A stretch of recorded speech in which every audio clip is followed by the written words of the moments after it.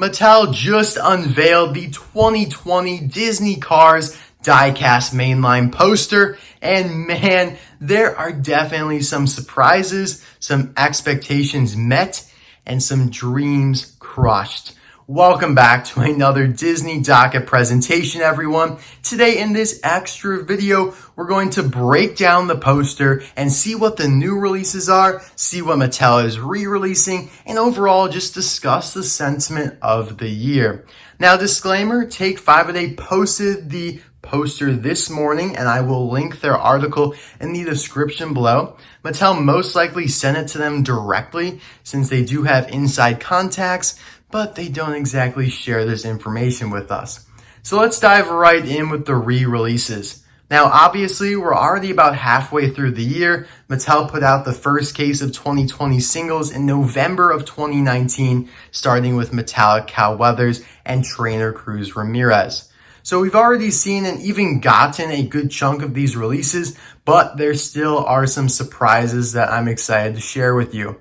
First up here is none other than Hank Halloween Murphy, one of my favorite retro flashback characters, only released in 2009 and 13, and now we are getting a Thailand variant. He will conclude the Radiator Springs series, but it's interesting to note that Luigi and Guido are not on the poster, despite being released in the series in several 2020 cases.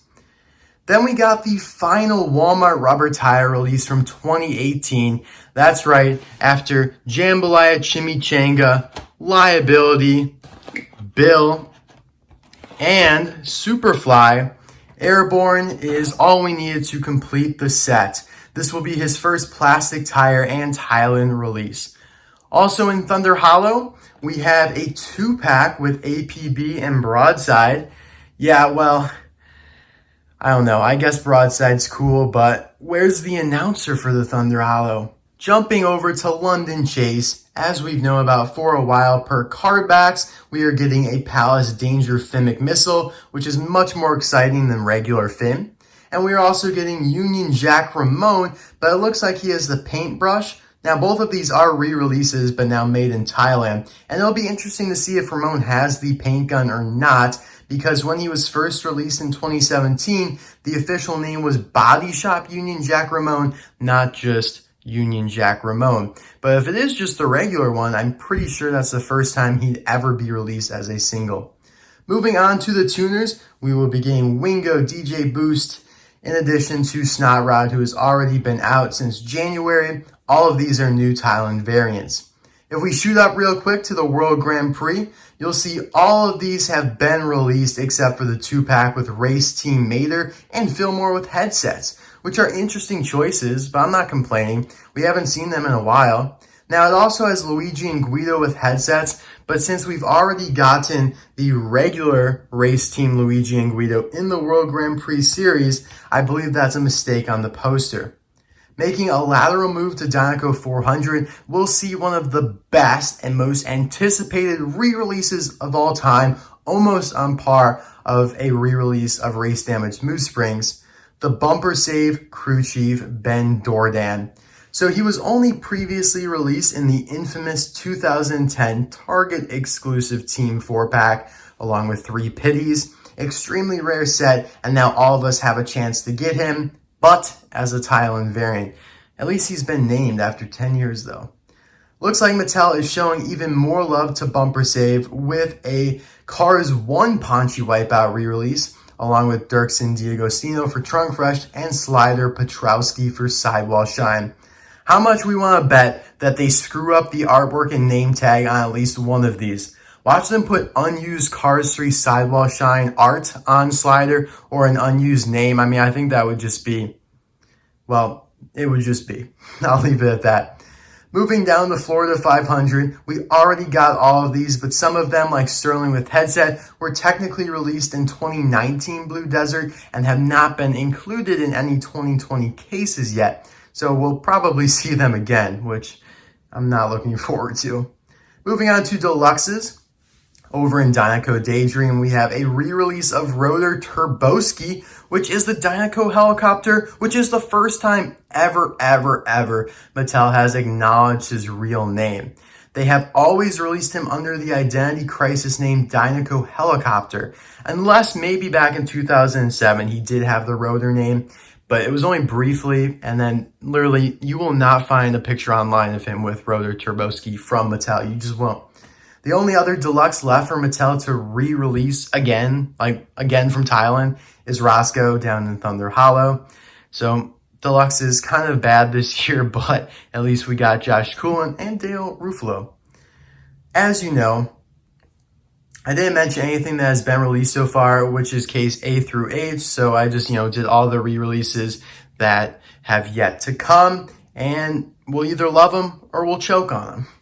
Now it's new release time. Very, very exciting stuff here, guys. And right off the bat, we got probably the headliner and highlight for the entire year, at least in my opinion, Ray Reverham and Laura Spinwell in a 2-pack. This marks the first time we've gotten a next-gen crew chief and Pitty, so of course, opening the door for more in the future. Now, these might already be out, actually, because of my friend Trunk Fresh Green 34. He found up in Canada the new Jackson Storm and Paul Conrad 2-pack, and so it's likely or probable, possible, not really, that also the case has Ray and Laura, or it could just be APB and Broadside, or Mater and Fillmore, or both. Mattel may leave Ray and Laura for the end of the year, which is likely what's going to happen. In the funny flashback series, I guess when I said that it has limitless potential the other day, I was wrong, because we're only getting fabulous Hudson Hornet with tire from the Cars 3 flashback scene. So I guess that's a release, like a flashback within a flashback. So it's like a funny flashback within another funny flashback. I don't know. That's kind of, wow. Okay. Rust-eze Racing Center coming at you with the red, wait, who the heck is that? Oh my gosh, Mattel has swindled us yet again, and they're actually releasing some dude named Ernesto, a yellow Danny Swervez model. That's disappointing for my fellow red lovers. Now, I'm not complaining that much about it. Like, Ernesto's cool. It's not Ernesto's fault that he's being released, unless he did, replace Sequoia, who was supposedly going to be the red trainee. So that's a little disappointing. But hopefully in the future, we'll still get the red trainee Sequoia. New metallics are plentiful this year, though, with Union Jack Ramone. We have the same mystery here, though, as the normal version, whether or not he has the brush. Brand new Mater, Snot Rod, and Hall and Gas, the retread racer from Cars 1. I'm really pumped for Snot Rod and Hall, metallic lavender and a burnt metallic orange, respectively. Those will be sweet. As for the silvers, we're getting Dinoco Cruz Ramirez, as Tomica did earlier this year, along with a new variant of Jeff Gorvette with different headlights and rims, and of course Raul Sarul in there too. Now Jeff and Raul are re-releases twice over, but I decided to put them here because they're special, kind of.